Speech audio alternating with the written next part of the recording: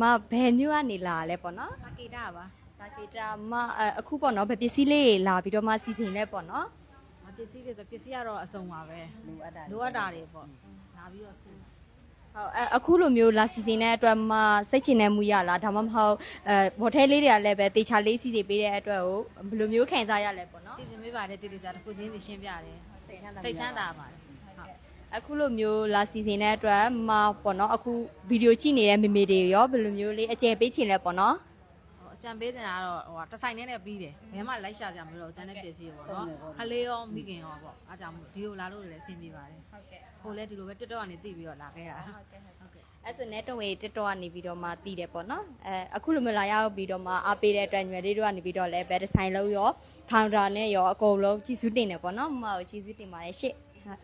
လက်ဆောင်လေးထည့်ပေးမယ်နော်မပေးလာပါမိမိလေးဆိုတော့အရာကာလာလေးရမယ်ချီသားလေးသူကလေလက်ဆောင်လေးမြစ်တာလက်ဆောင်ပေါ့နော်မရမလေးလာနော်အဲ့ဒါလေး